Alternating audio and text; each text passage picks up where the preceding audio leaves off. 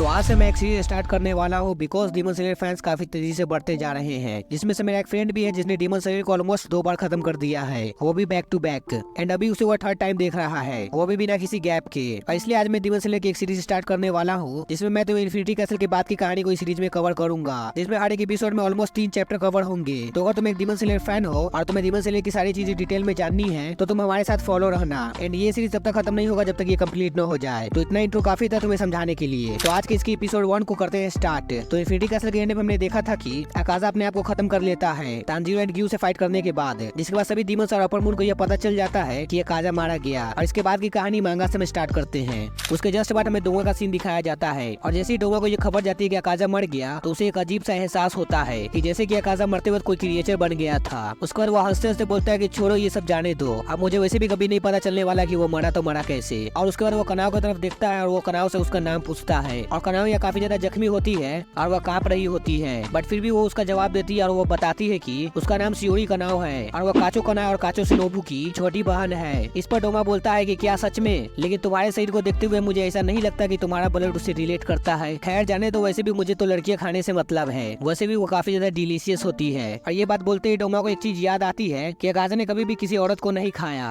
जबकि उसने अकाजा को यह बोला था कि लड़कियां काफी ज्यादा स्वादिष्ट होती है और वो काफी ज्यादा पौष्टिक होती है, और इसलिए अगर तुम बहुत ज्यादा लड़कियों को खाओगे तो तुम बहुत ही ज्यादा ताकतवर हो जाओगे। बट अकाजा कहाँ उसकी सुनने वाला था। अकाजा ने न कभी लड़कियों को खाया और न ही कभी लड़कियों को मारा, जो कि डोमा को कभी भी पसंद ही नहीं आया था। यहाँ तक कि मुजान ने भी उसे स्पेशल परमिशन दे रखी थी कि तुम जिसे चाहो उसे खा सकते हो और जिसे चाहो उसे मार सकते हो, और वैसे भी मुजान उसे स्पेशल मिशन पर ही भेजता था, तो ये तो जाहिर सी बात है। और उसके बाद डोमा अकाजा की याद में रोने लगता है और कनाव के सामने यह बोलता है कि वो मेरा सबसे अच्छा दोस्त था। और उसके बाद कनाव सीधा डोमा के मुंह पर बोल देती है कि तुम क्या इस झूठ को रोक सकते हो? मुझे साफ साफ पता चल रहा है कि तुम्हें कोई फीलिंग महसूस नहीं होती है। और कनाव की बात सुनकर डोमा कंफ्यूज हो जाता है। कनाव डोमा को बोलती है, मैं तुम्हारे जुबान से निकले हर एक शब्द को जानती हूँ, तुम जरा सा भी दुखी नहीं होते है ना? कनाव से यह भी बोलती है कि तुम्हारा चेहरा का रंग बिल्कुल भी नहीं उतरा जबकि तुम्हारा कोई अच्छा दोस्त मर गया। इस पर डोमा कनाव को बोलता है क्योंकि मैं एक डीमन हूँ, लेकिन कनाव यहाँ पर डोमा को सीधा बोल देती है कि मुझे काचो कनाई ने बताया था कि तुम्हें कुछ भी महसूस नहीं होता है ना? क्योंकि तुम उनमें से नहीं हो कि तुम किसी के भावना को समझ सकते हो। खैर तुम एक चालाक बंदे हो और इसलिए तुम झूठ बोलकर उसे छिपाते हो। और यहाँ पर कनाव उसकी फीलिंग की बात कर रही होती है। कनाव डोमा के मुंह पर एक और बात बोलती है कि तुम सच्चाई को छुपाने के लिए खुशी और दुखी होने का दिखावा करते हो, जबकि तुम अपने दिल में कुछ भी महसूस नहीं करते।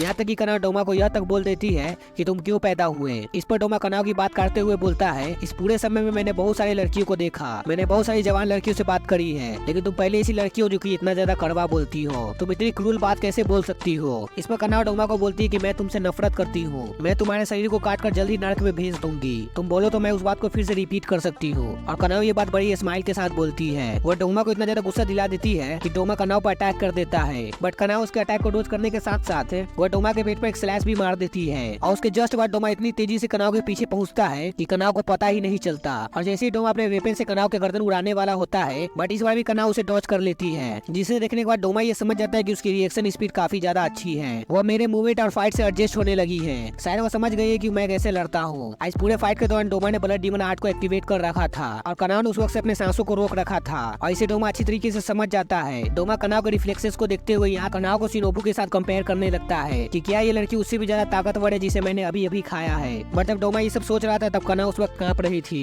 वो अपने स्वॉर्ड्स को मजबूती से पकड़े हुई थी ताकि वो कांपे नहीं। कनाव के सामने डोमा का वो खतरनाक सा चेहरा बार बार आ रहा था। कनाव को यह एहसास हो गया था कि इस बंदे के मुकाबले कि जितने भी डीमंस को उसने अब तक मारा है वो इस डीमन के सामने बच्चे थे। कनाव मन ही मन बोलती है कि मैं अपने गुस्से की वजह से ही इसके सामने खड़ी हो पा रही हूँ, ये बहुत ही ज्यादा ताकतवर है, ऐसा लग रहा है कि ये मेरी बॉडी को जला रहा है। कनाव यह सोच रही थी कि अगर मैंने हमला नहीं किया तो मेरे शरीर के टुकड़े टुकड़े हो जाएंगे। यहाँ तक कि कनाव को उस टाइम पर चक्कर आ रहा था, उसके साथ उसके अंदर गुस्सा और नफरत भी बढ़ रहा था, और कनाव उस गुस्से और नफरत को कंट्रोल नहीं कर पाती है और डोमा के ऊपर चिल्ला देती है। और चिल्लाते हुए डोमा को बोलती है, तुम्हारी हिम्मत कैसी हुई मेरे परिवार को मारने की? मैं तुम्हें नहीं छोड़ूंगी, मैं तुम्हें जान से मार दूंगी। और उसके बाद कनाव डोमा की तरफ तेजी से बढ़ती है और फ्लावर ब्रीदिंग 5th फॉर्म में पियोनी ऑफ फुटिलिटी का इस्तेमाल करती है, जिसे डोमा हंसते से डॉज कर लेता है और कनाव का काफी ज्यादा मजाक उड़ाता है। फिर उसके बाद डोमा अपने ब्लड डीमन आर्ट का यूज करता है स्नोफॉल इन विंटर गार्डन, लेकिन कनाव उससे भी बच जाती है। उसके बाद डोमा को यह समझ आ जाता है कि उसके पास स्पेशल आइस है, जिस वजह से वो उसके हमलों से बच रही है, वो भी सिर्फ कटाना की हेल्प से। उसके बाद डोमा कनाव की आंखों पर अटैक करता है, बट कनाव डोमा के इस अटैक को भी डॉज कर लेती है। उसके बाद वो फ्लावर ब्रीदिंग के 6th फॉर्म का इस्तेमाल करती है डोमा के गर्दन को काटने के लिए, बट डोमा कनाव की इरादों को समझ लेता है और वो उसे डॉज कर लेता है।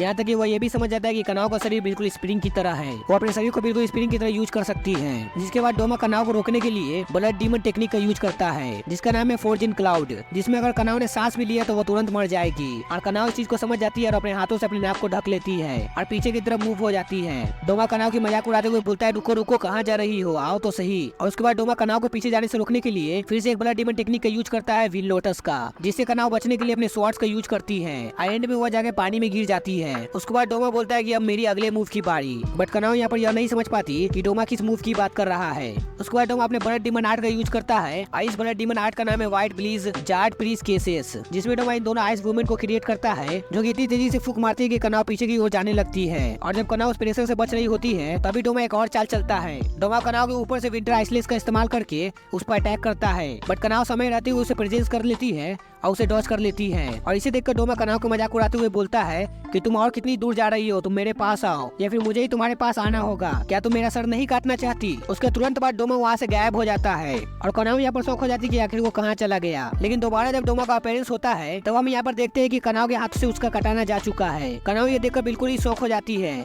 कि आखिर उसके हाथ से उसका कटाना गया तो गया कहाँ। उसके बाद डोमा कनाव को आवाज देता है और बोलता है कि क्या तुम इसे ढूंढ रही थी। हाँ हाँ जरूर, तुम इसे ही ढूंढ रही होगी। ठीक है, फिर मैं इसको यहाँ पर रख देता हूँ, तुम चाहो तो इसे आकर ले सकते हो। उसके बाद डोमा अपना ब्लड डीमन टेक्निक का यूज करता है, स्कारलेट लोटस, जिससे वो सीधा कनाव की तरफ अटैक करता है। और कनाव इस टेक्निक को देखकर काफी ज्यादा शौक हो जाती है। वह कंफ्यूज हो जाती है कि क्या ये तलवार है या फिर कोई डीमन आर्ट। और कनाव के पास बिल्कुल भी समय नहीं था ये सब सोचने के लिए। कनाव उस अटैक को देख ही नहीं पा रही थी, या कहो तो वो समझ नहीं पा रही थी कि मैं उसे डॉज कैसे करूँ। और उसके बाद तभी एंट्री होती है इनोसुके की, जो कि छत को तोड़कर सीधा नीचे आता है और अपने बीस्ट ब्रीथिंग का यूज करके कनाव को बचा लेता है। और उसके बाद वो हमेशा की तरह में फनी अंदाज में बोलता है, कुरो ने सही डिसीजन बताया था, मैं वक्त रहते वहाँ पहुँच गया, नहीं तो अभी तुम्हारा क्या हाल होता। उसके बाद इनोसुके उस फाइट को ज्वाइन कर लेता है। तो इनोसुके के फाइट के ज्वाइन करने के बाद इनोसुके अपने हाथ को कुछ इस तरह अपने आंखों के सामने रखता है और डोमा को देखता है। और डोमा का मजाक उड़ाते हुए इनोसुके बोलता है, तुम अपर मूल सेकंड हो, तुम्हारी आइडेंटिटी रिवील हो गई, अब मुझे पता है कि तुम दूसरे नौकर हो टॉप से। और वो यहाँ तक कि डोमा को यह तक बोल देता है कि मैं तुम्हें अगर हरा दूंगा तो मैं तुमसे ज्यादा ताकतवर हो जाऊंगा। और डोमा यहाँ पर इनोसुके के पागलपन को देखकर खुद सदमे में था कि आखिर ये क्या बके जा रहा है। उसके बाद डोमा इनोसुके का रिप्लाई देते हुए बोलता है, ऐसा तो नहीं है कि मैं चुपचाप यहाँ पर बैठा रहूंगा, तुम मुझे मार दोगे, मैं अपर मूल सेकंड जो हूँ। रिप्लाई देने के बाद डोमा मनी मन सोचता है कि ये बंदा आखिर आ कैसे गया एकदम से। उसके बाद इनोसुके डोमा को चिल्लाते हुए बोलता है, एक बार अगर मैं ताकतवर बन गया तो मैं एक बीस्ट कहलाया जाऊंगा, तुम्हें क्या लगता है कौन सा अच्छा है,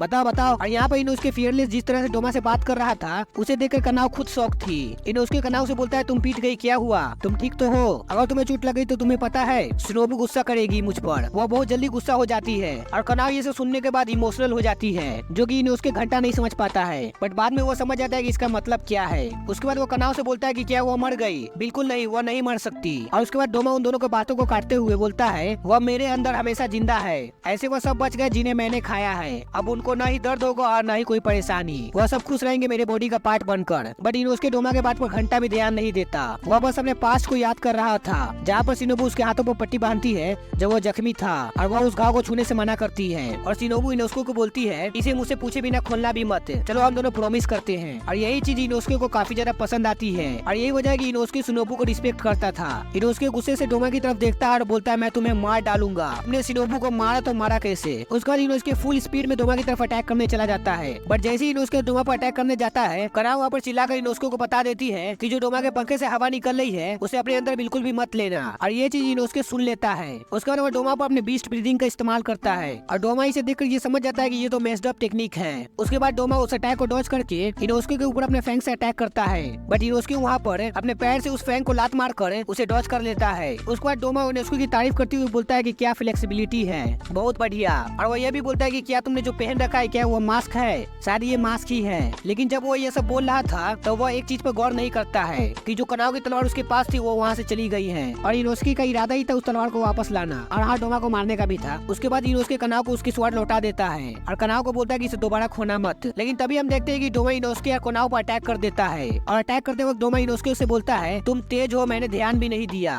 और उसके बाद डोमा और इनोसुके के बीच फाइट होने लगती है, जिसमें इनोसुके डोमा के पेट पर लात मारता है और उसे पीछे की ओर धकेल देता है। फिर वो डोमा पर अटैक करने के लिए तेजी से आगे जाता है और अपनी स्वॉर्ड से उस पर अटैक करता है। और डोमा यहाँ पर एक चीज नोटिस करता है कि उसने अपने स्वॉर्ड को ऊंचा पकड़ रखा है, वह मुझसे बहुत दूर है तो मुझे कोई दिक्कत नहीं। और उसके बाद हम देखते हैं कि डोमा की आंखें कट चुकी है और डोमा इस चीज को देखकर खुद ही कंफ्यूज था कि ये स्लैश आखिर मुझे लगा तो लगा कैसे। उसके बाद हम देखते हैं कि रोस्के ने बीस्ट ब्रीथिंग के 9th फैंग को यूज किया था, जिसमें उसने अपने हाथों के सारे जॉइंट को डिसलॉक करके डोमा के ऊपर अटैक किया था। और यही वजह था कि इतना दूर होने के बावजूद भी डोमा को वो अटैक लग गया। और इसके जस्ट बाद हम देखते हैं कि रोस्के अपने जॉइंट को लॉक कर लेता है। आई मीन वो पूरी तरीके से ठीक हो जाता है। उसके बाद इनोस्के अपने आप को कोसते हुए बोलता है ये नई टेक्निक अभी भी एक्यूरेट नहीं है, मुझे उसके सर पर मारना था लेकिन मैं चूक गया, बात ये बेकार है। और ये सब सुनकर कनाव शौक रह जाती है और डोमा भी उसके बाद पर हंसने लगता है और वो इनोस्के से बोलता है तो ऐसे तुम अपने जॉइंट को रिलॉक कर लेते हो, क्या तुम्हें दर्द नहीं होता? पता नहीं कैसे पर तुम्हारी पूरी बॉडी सच में अजीब है। डोमा दोबारा इनोस्के से बोलता है मैं काफी समय से जी रहा हूँ लेकिन मैंने तुम्हारे जैसा बच्चा आज तक नहीं देखा, जिसे सुनकर इनोस्के काफी ज्यादा खुश हो जाता है और वो अपने सांसों को बाहर छोड़ता है जैसा तुमने अक्सर एनिमे में देखा होगा।